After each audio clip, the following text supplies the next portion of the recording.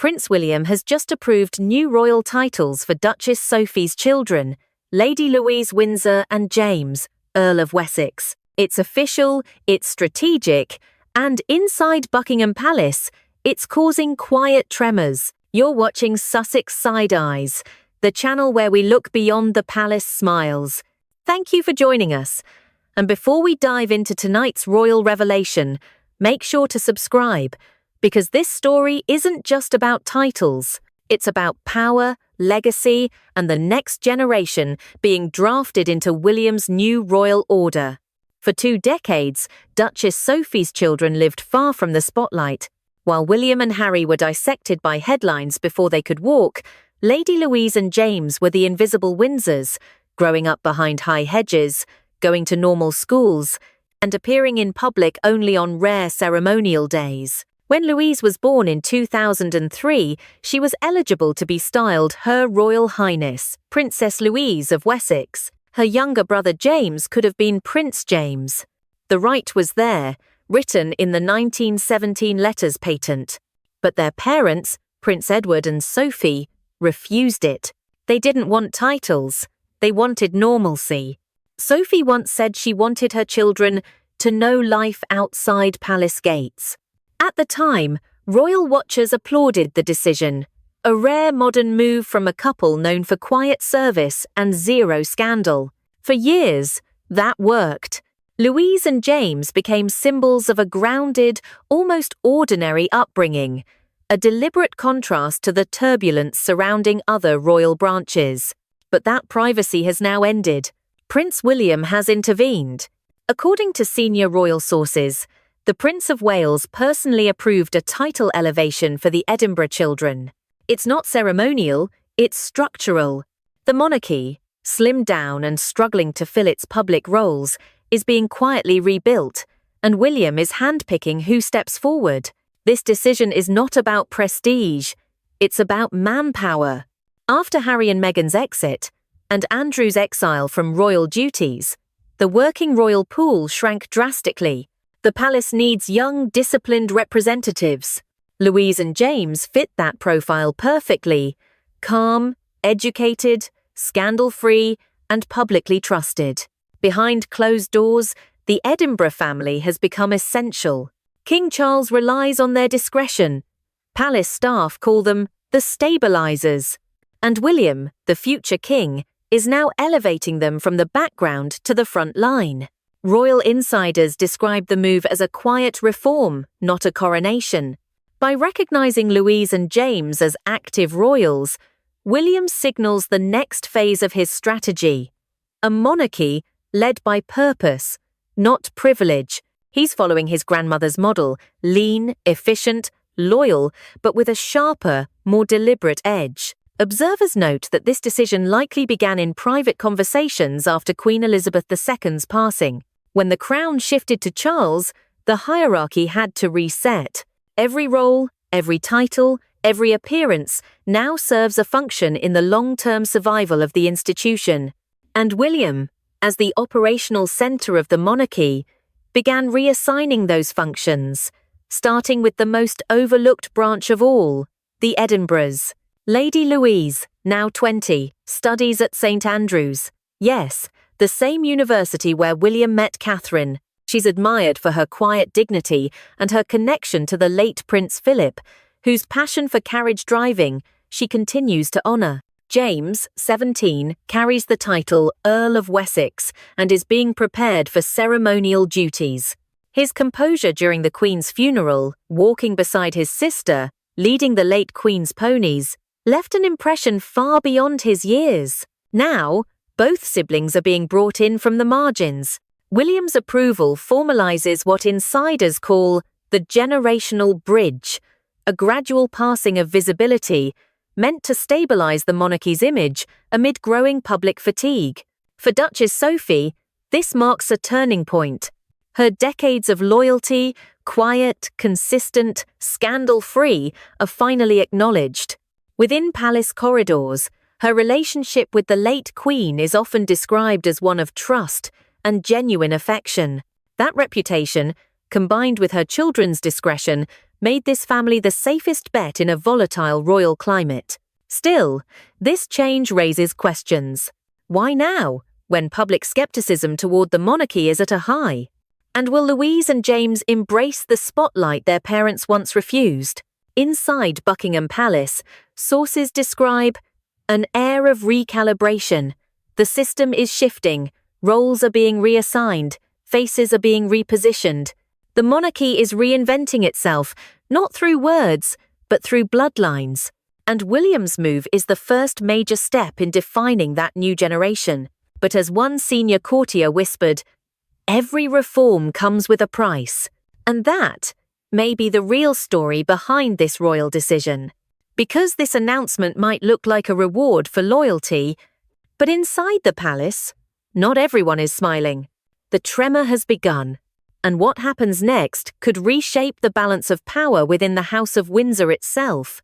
Behind the polished gates of Buckingham Palace, the news landed like a controlled explosion. Prince William's decision to approve new titles for Lady Louise and James was not announced with fanfare. It was circulated, quietly, in internal correspondence.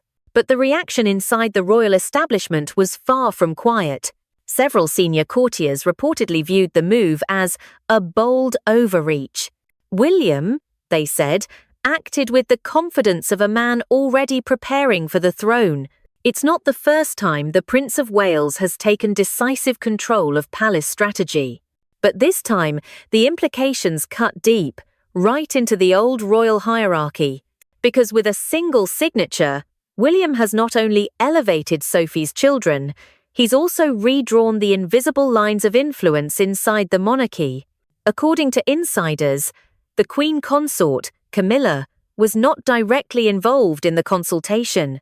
That omission did not go unnoticed. One source close to Clarence's house described her reaction as measured but cool, adding that Camilla prefers not to be surprised by structural decisions, especially those affecting the line of working royals. To understand the tension, you have to understand the balance. King Charles runs the monarchy as a business of continuity, cautious, traditional, and slow to adapt. William, in contrast, represents efficiency and image. He's thinking ahead. Fewer scandals, clearer messaging, modern faces. In that vision, the Edinburgh family fits perfectly, a quiet asset, now activated. But to others inside the palace, it looks like William is reshaping the monarchy in his own image, perhaps faster than some are comfortable with. A royal historian told Sussex Side-Eyes, "When William moves, he doesn't move by accident. Every step is calculated. The inclusion of Sophie's children signals he's mapping out who belongs in his future royal circle and who doesn't. That who doesn't is what's making people nervous. The Windsors are no strangers to silent competition. Beneath the smiles and handshakes, power inside the royal system moves through proximity. Who gets the invitations? Who gets the patronages? Who gets the camera time? By promoting Louise and James, William has effectively shifted that balance toward the Edinburgh branch, away from others who once held the spotlight. Camilla's allies, for instance, have long advocated for a streamlined monarchy centered around the king and queen, their immediate heirs, and no one else. William's recent actions expand that circle again, but under his direction, not his father's. A subtle difference, but one that speaks volumes about the future chain of command. Sources close to William insist there's no conflict, only strategy. They say the Prince of Wales discussed the matter with King Charles and received quiet approval before moving forward. But as one palace aide put it, approval doesn't always mean enthusiasm. Sometimes it means surrender. Even within the family, reactions differ. Princess Anne reportedly welcomed the move, viewing it as recognition of hard work. "Anne respects discipline," said a senior royal correspondent. "She's watched Edward and Sophie hold the line for years, while others drew headlines for the wrong reasons. This is justice, in her eyes." Not everyone shares that sentiment. Some older courtiers believe expanding the royal circle risks confusion, especially at a time when the monarchy is under intense public scrutiny. William's generation talks about modernization, one official said. But every new title means more responsibility, more funding, more expectation. It's a fine balance between relevance and restraint. Still, William's motius appear deliberate. He knows the monarchy's credibility now depends on service, not celebrity.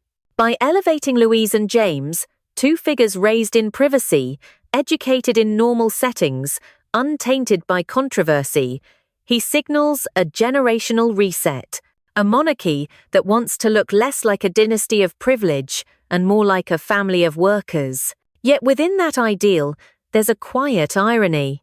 Because to make the monarchy appear smaller, William must first decide who stays visible. And visibility, in the royal world, is power. The change in titles, subtle as it may seem, instantly rewrites access.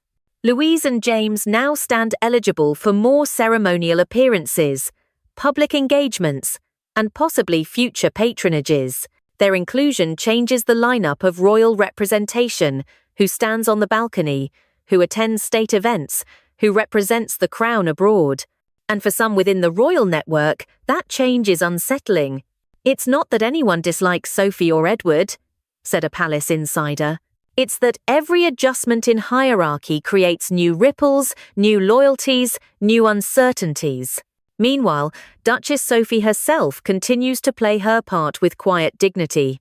She's been seen attending engagements beside Prince Edward, showing no hint of the internal debates swirling around her. Those who know her describe her as the family's calming force, a woman trusted by both the late Queen and now by William. It's that reputation, restraint, reliability, respect that makes her household the perfect foundation for William's next phase. But beneath that calm exterior, there's calculation on every level. William is not merely managing optics, he's managing succession. Every title adjustment, every emerging face, builds toward one purpose: the monarchy's long-term survival under his eventual reign. And if that means outpacing certain traditional voices, so be it. The palace may project unity, but the corridors are buzzing with speculation. Some call it reform. Others whisper revolution. What's certain is that William is no longer waiting for permission to shape the monarchy's future. He's already started doing it, from within. And as the Queen Consort's circle quietly reassesses its footing, one question grows louder inside royal walls.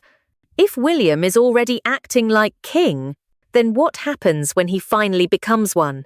The storm inside Buckingham Palace is still contained, for now, but as one veteran royal watcher told Sussex Side-Eyes, the Windsors don't break in public, they shift in silence. And when they shift, the world always feels it later.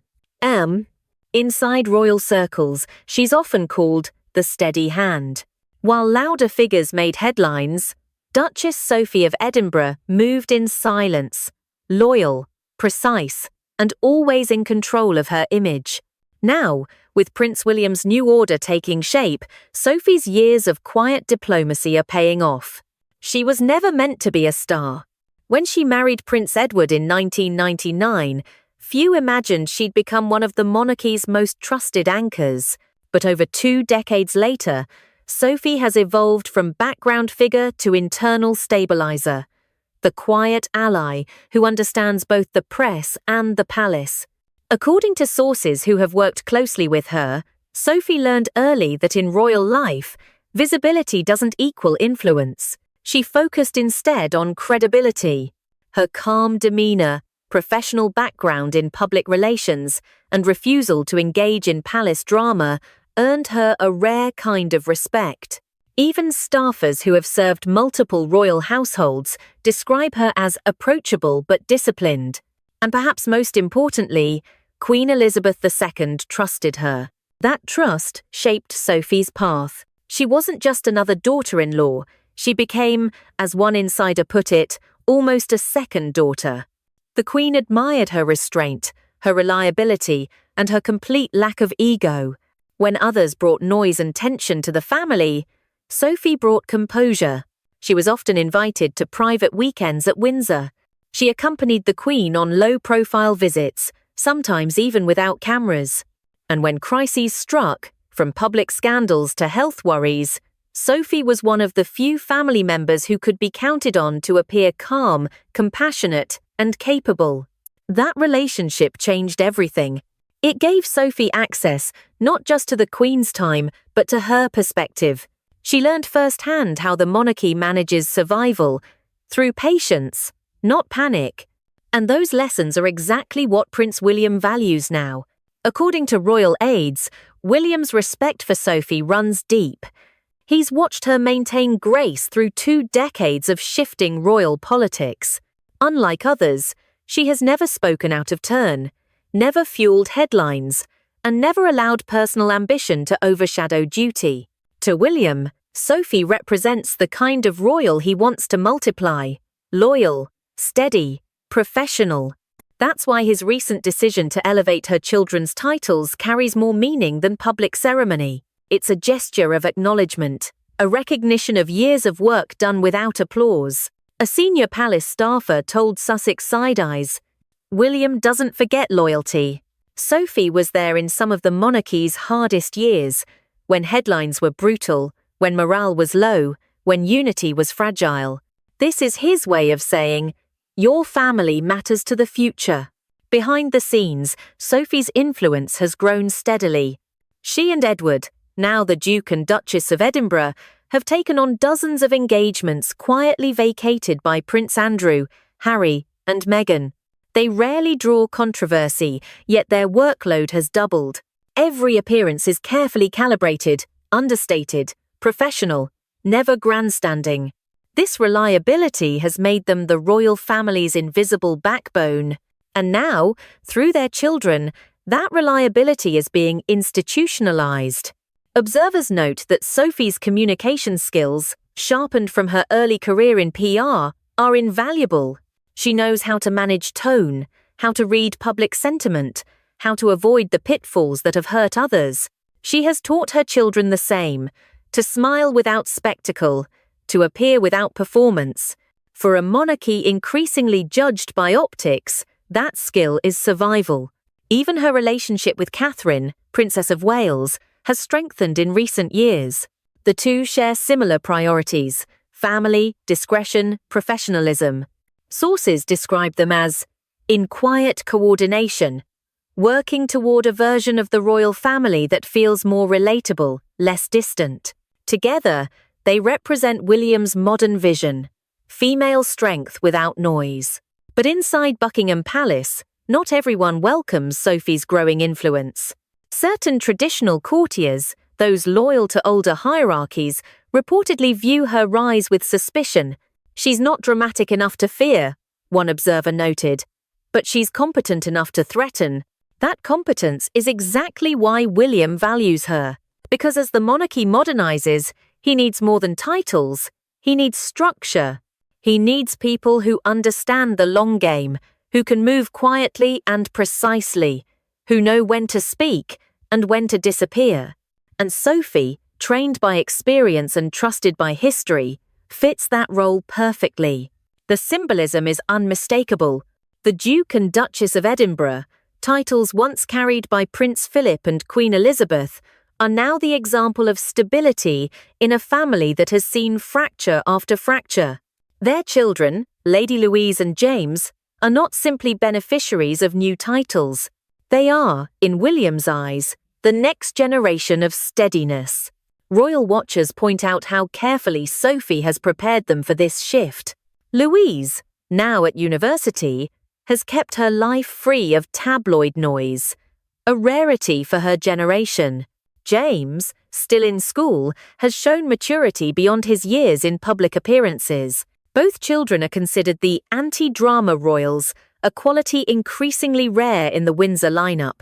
And that's no coincidence. Their mother made it her mission.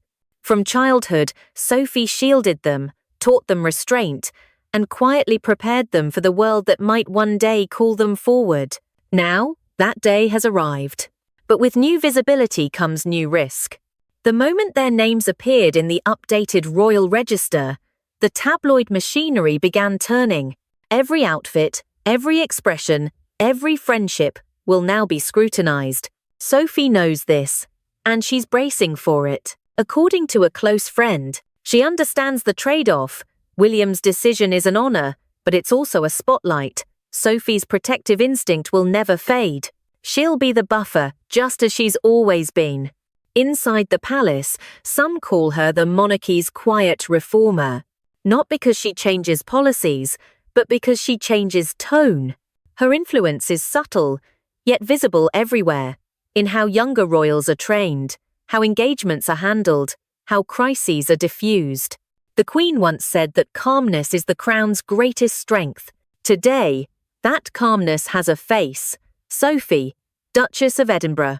As Prince William reshapes the monarchy for the future, it's clear that his quiet ally isn't standing beside him at a podium. She's standing behind him, in silence, in strength, in strategy. But the question now hangs in the air. Can Sophie's calm survive the storm that's coming? Because with new titles, new visibility, and new expectations, the Edinburghs are no longer background figures. They're at the centre of the next royal chapter. And as one palace aide warned Sussex side-eyes, every time the Windsors promote someone for their quietness, the noise eventually finds them. The calm may not last forever. And the next act of this royal restructuring might test even Sophie's composure. For most of their lives, Lady Louise Windsor and her brother James, Earl of Wessex, were the royals no one talked about.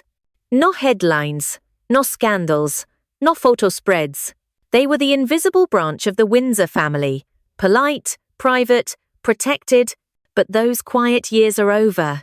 With Prince William's approval of new royal titles, the spotlight they once avoided is now turning toward them. And for the first time, the public is beginning to ask, who are these young Windsors, and what kind of royals will they become? Louise and James grew up in a world where the word normal was more than just wishful thinking. It was their parents' plan. Prince Edward and Duchess Sophie made a deliberate choice to give their children a life beyond palace walls. No bodyguards at the school gate, no staged photo ops, no press deals. They lived at Bagshot Park, away from London's noise. Their friends were classmates, not courtiers. Their summers were spent outdoors, at Balmoral with their grandparents, in stables with horses, and at Windsor with their late grandfather, Prince Philip. Those early years defined them. Both children inherited the Duke of Edinburgh's love for tradition and discipline, especially Lady Louise, who took up carriage driving, a sport her grandfather had pioneered and adored. She didn't pursue it for publicity. She competed quietly, often unnoticed, until the world saw her skill during the Royal Windsor Horse Show. Observers called it a living tribute to Prince Philip's legacy. James, meanwhile, has been described by teachers and friends as thoughtful, calm and reserved, a reflection of his mother's composure. At school, he blended in so well that few classmates realized he was a royal at all. That anonymity, rare for a Windsor, allowed him to develop away from the pressures that shaped other royal youths. But anonymity has an expiration date, and William's decision has changed everything. When the Prince of Wales approved their elevated status, he wasn't just recognizing two children, he was activating the next line of service. With the monarchy shrinking, every working royal matters, and both Louise and James are now part of the future framework. Insiders say they've already begun preparing quietly. Louise, now studying English literature at St Andrews, the same university where William met Catherine, has been receiving training in public engagements and protocol. James, still completing his education, is expected to shadow his parents on a handful of ceremonial events in the coming year. Neither has made public comment, but those close to the family say they understand the gravity of their new responsibilities. One royal aide described it to Sussex side-eyes. These two represent a bridge between the old monarchy and the new. They've seen both worlds, the grandeur and the normality. That balance is what the palace needs now. And for Louise, the challenge is clear. She's admired by royal watchers for her grace and humility, often compared to her late grandmother, Queen Elizabeth II, in temperament. But with visibility comes pressure. Her quiet life at university, once free of photographers, may now change. Already, her appearance at public events draws growing attention. Social media calls her the monarchy's hidden gem, a title that's both flattering and dangerous. Because in the modern royal world, visibility invites judgment. Palace advisors are reportedly working to manage that transition carefully. They know the mistakes of the past, the overexposure that turned young royals into tabloids' favorite targets. For Louise and James, the goal is controlled introduction. Step by step, no sudden rush to public life, no flashy interviews, no celebrity-style branding. Still, the adjustment won't be easy. For two young people raised in privacy, stepping into royal duty feels like stepping into another planet. One former royal staff member told Sussex Side Eyes. The spotlight is different now. It's faster, harsher, digital. One photo, one headline can define a reputation overnight. Sophie knows this, and she's preparing them for it quietly. Indeed, Duchess Sophie remains their shield. Even as she supports William's reform, she's careful not to push her children beyond their comfort. She's teaching them the balance between duty and identity, the same balance that eluded previous generations. James, still just 17, is said to have inherited his grandfather, Philip's love of structure. He spends weekends outdoors, often joining his father for conservation activities. He's not expected to assume full royal duties until his early 20s, but the groundwork is being laid. The palace views him as a future representative of continuity and discipline. Louise's path may differ. Educated, articulate, and quietly charismatic, she embodies the image of a modern royal woman. Intelligent, composed, yet deeply connected to heritage. Some commentators have speculated she could take on roles related to education or cultural patronages, aligning her studies with royal service. But she remains cautious. A friend from university told Sussex Side Eyes, "Louise doesn't chase attention. She's proud of her family but doesn't want fame. If she steps up, it will be out of duty, not ambition." And that's precisely why William trusts her. Within palace strategy sessions, Louise and James are seen as symbols of reset. After years of scandal fatigue, from Megxit to the controversies surrounding Andrew, the monarchy needs fresh faces with no baggage. Faces that remind the public of service, not spectacle. Louise and James deliver that image effortlessly. They are polite, uncontroversial, and above all, believable. But even within that image, there are risks. Visibility brings scrutiny, and scrutiny brings comparison. The press will measure them against William and Catherine's children, against their cousins Harry and Meghan, against expectations they never asked for. And there's another dynamic quietly developing. Inside the palace, certain traditionalists believe Louise's rising profile could one day overshadow others in the younger royal generation. Every time a new face emerges, one courtier whispered, someone else fades. For now, that's not William's concern. He's focused on legacy, not rivalry. He sees Louise and James not as competitors, but as reinforcements, the next generation of duty-bearers for a monarchy that can no longer afford division. Still, for the two young Windsors, the path ahead is uncertain. They've spent a lifetime learning how to live privately. Now, they must learn how to serve publicly, under the brightest and often harshest light in the world. Their story is just beginning. But as history has shown, the palace spotlight never stays gentle for long. Because in the House of Windsor, every title comes with its own test. And for Lady Louise and James, that test starts now. Every royal decision ends the same way, with ink. A single signature on crisp paper, the quiet mark that makes change official. When King Charles signed off on the adjustments to Lady Louise and James's titles, the pen barely paused. Observers inside the palace say he read the document, nodded once, and said only, "It's time." That moment sealed what many now call William's first reform. But behind the ceremonial calm, there was far more at play than family pride.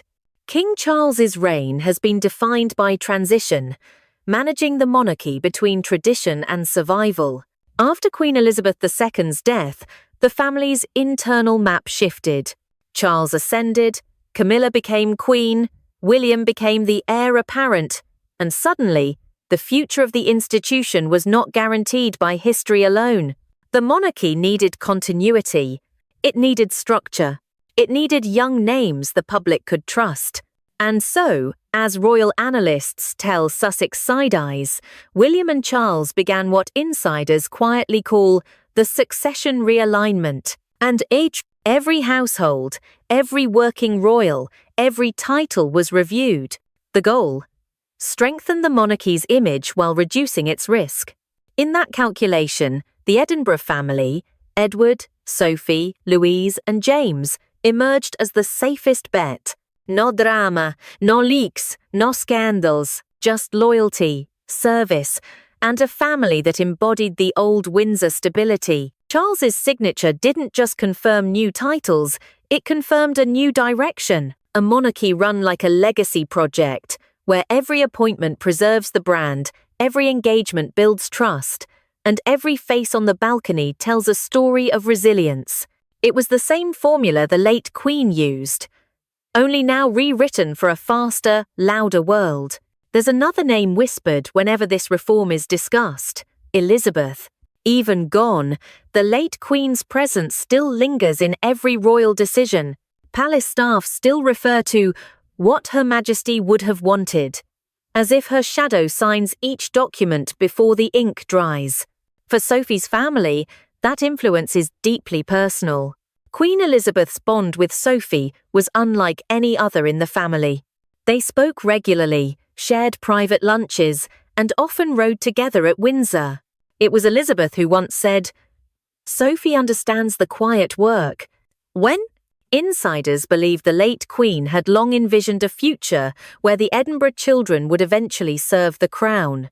That plan, unspoken but understood, shaped William's approval.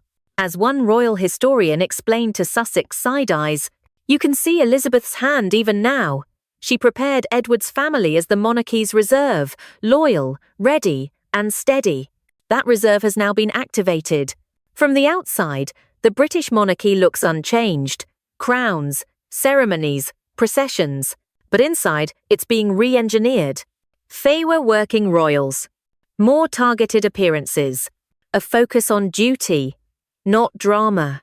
William's fingerprints are everywhere. Modern communication teams, younger representation, stricter control over public image. Where his father prefers diplomacy, William favours action. And by bringing Louise and James into the fold, he's setting the tone for the next chapter, a monarchy defined by discipline over display. But reform comes with tension. Some traditional courtiers whisper that too much change risks diluting heritage. Others argue it's the only way forward. What unites them all, however, is one uneasy truth. The House of Windsor is running out of time to prove its relevance. Every decision, every speech, every appearance now carries historical weight. The late Queen's reign provided a shield of stability for 70 years. That shield is gone, and the family that inherits her crown must now survive on merit, not memory. For Lady Louise and James, the transformation is just beginning. They will represent a royal family that looks smaller, leaner, but more deliberate. Their challenge is to serve with grace while living under a scrutiny sharper than ever before. Louise, poised and thoughtful, will likely become the face of continuity, the granddaughter who carries the late Queen's calm. James, discreet and loyal, may grow into the quiet strength once personified by Prince Philip. They won't dominate front pages, and that's exactly the point. The modern monarchy no longer needs stars. It needs stability. And that is the legacy William and Sophie are quietly building. One title, one name, one next step at a time. So what happens now? The titles are official. The roles are forming. The next generation is being drafted into service. But the real test hasn't begun. Because for every decision made behind palace doors, the verdict still belongs to the public. Will people accept this new royal order, built on reform and restraint? Or will the centuries-old institution find that even loyalty and legacy can't silence modern skepticism? No one inside Buckingham Palace knows for sure. What they do know is this: the world is watching again. And for the first time in years, the story isn't about scandal, it's about succession. Lady Louise and James, once hidden from the spotlight, now stand on history's edge. Their names, their choices, their futures will help decide whether the crown continues to endure or quietly fades into nostalgia. Thank you for watching Sussex Side Eyes. If you found today's investigation insightful, don't forget to like, share, and subscribe, because the story of the House of Windsor is far from over. New alliances are forming, old traditions are shifting, and behind every royal smile, there's always another secret waiting to be revealed. Stay tuned, because this was just the beginning.